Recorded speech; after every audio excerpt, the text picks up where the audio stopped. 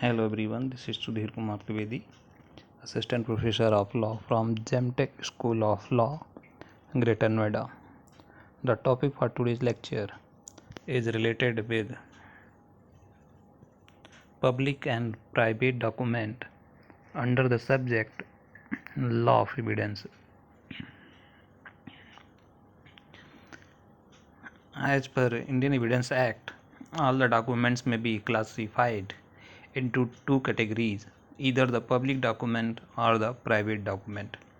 Section 74 of the Indian Evidence Act deals with the definition of the public document, whereas from section 76 to 78 deals with the modes or the proof of for the purpose of proving the contents of the public document. The public documents are admitted in evidence, and as an exception to the hearsay rule, as the fact contained in them are of the public interest and they are the statement made by the authorized and competent agent of public in the course of the official duties. So, as per section 74, the following documents are public documents. Documents forming the acts or records of the acts of the sovereign authority, of official bodies and tribunals, and of public officers, legislative, judicial, and executive of any part of India or of the Commonwealth or of a foreign country. Public records kept in any state of private documents. In order to bring the documents within the definition of public document as laid down in section 74, it must be shown to been prepared that the document have been prepared by any public servant in discharge of his official duty. The mere fact that it is kept in a public office doesn't mean that it is a public document. According to the definition given under section 74, only those documents are said to be public document as form of the act and records of public officer. It also includes the act of the parliament and state legislature, proclamation, ordinance, state papers, and gazettes. So, according to section 74, a document which is the act or record of the acts of a sovereign authority, official bodies, tribunals, public officer, legislative, judicial, and executive is a public document. In nutshell, it can be said when a document is prepared by a public authority in his official capacity, then that document is considered as a public document. And when any document is prepared or which is act or record of acts of any three bodies of the constitution, you can say, like legislative, executive, and judiciary, then those documents are also considered as a public document. And public records or private documents are also public documents. So public record of private documents are also public document. A public document is one prepared by a public servant in discharge of his public or official duties. The mere fact that its copy is in office does not lead to interfere that it is a public document. It must have been prepared by a public servant in his official duty. The acts mentioned in section 74 are completed acts as distinct from act of a preparatory or a tentative character. So an order, sheet in a case, judgment or a decree are a public document as they are the acts of a public officer. But a plaint or a written statement is not a public document. The statement recorded by a court during some proceeding is also a public document. Again, when a report is made orally of a cognizable case and it is recorded by a public officer, it is a public document. So it was held in Naladhar Mahapatra versus Shiv Ram and others, AIR 1991, Odisha 166, that the electoral roll is a public document. In the same way, in Paridhan Paul versus Paresh Chandra Ghosh, AIR 2002, it was held that only those public records which kept in private documents and not the copies of private documents are related to as a public document within the meaning of section 74 of the Indian Evidence Act.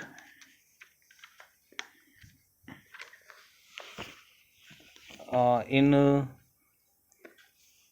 Hardayal versus Aram Singh, the question was before the court as to whether a death certificate is issued by a authority is a public document or not. It was held by the Madhya Pradesh High Court that the death of a deceased was not an unnatural, hence a police officer in preparing a Panchnama could not be said to be in discharge of public duty enjoined to them. A reason for placing it on record not given. The death certificate could not be said to be a public record. Hence, the document was a big and its evidentiary value was less. As we know, subclass 2 of the section 74 refers to the private document through made by private individuals but kept as a record in public offices in order to facilitate the public to have an access to it. Such private documents are kept in a public offices as a record of public document. For example, Section 51 of the Indian Registration Act 1908 provides for the maintenance of certain records of the documents registered, and Section 57 of the same Act enables the registration officer to give certified copies of all such documents. So, a private document made by a private person which is kept in the public offices for public record is also considered as a public document. Now let's see some example of the public document. Birth and death register of municipalities, charge sheet, confessions recorded by magistrate under section 1764 of the CRPC, deposition of witness recorded by an officer of the court, entry in the register of power of attorney kept in the registration office, sanction to prosecute, notice under section 106 of the CRPC, record of information under section 145 of the CRPC. Now let's see the private document. All other documents are considered as a private documents. So this section simply provides that any document not coming under the any of the two clauses of section 74 is a private document. A deed of contract, memorandum, letter, sale, deed, etc. are a private document.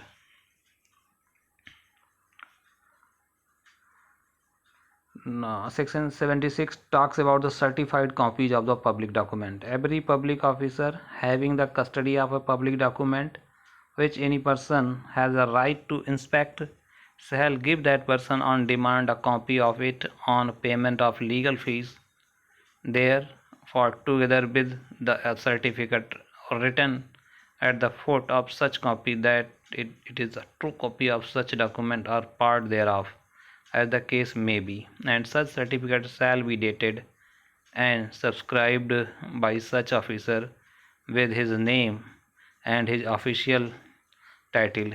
He shall be sealed whenever such officer is authorized by law to make use of the seal, and such copies so certified shall be called as a certified copy. So if some suppose it can be understood by an example. Suppose an advocate is getting certified copy of the judgment from facilitation center of the court, so that document will be considered as a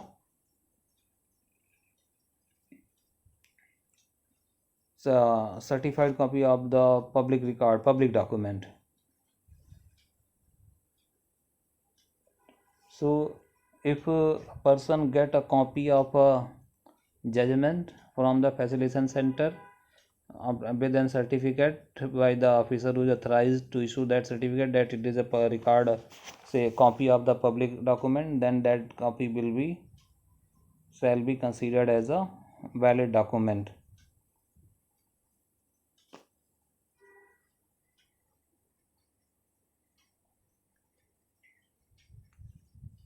Section 77, proof of documents by production of certified copies. Such certified copies may be produced in proof of the contents of a public document or parts of the public document of which they purport to be. So when any copy has been obtained by the procedure which has been given under section 76 with the certificate, then that document will be proof of the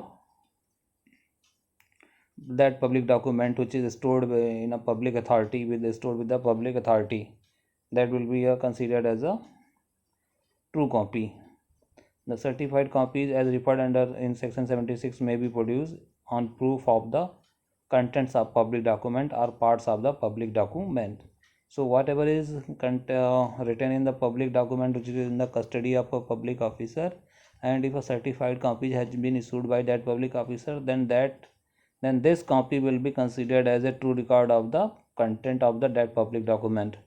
A person who has a right to inspect public document may obtain a certified copy of it from the public officer whose custody it is, and may produce before the court for the purpose of proving the contents of such public document. Certified copies are treated as equivalent to the original.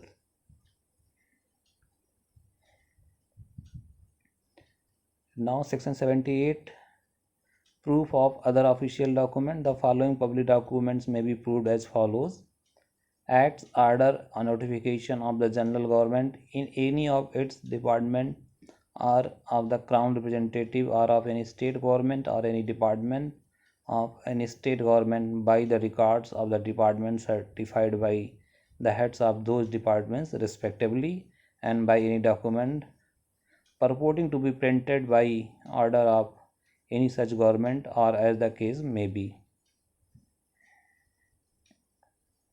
So it is not so much important, it is just it has been given how the other document may be received and how that will be proved.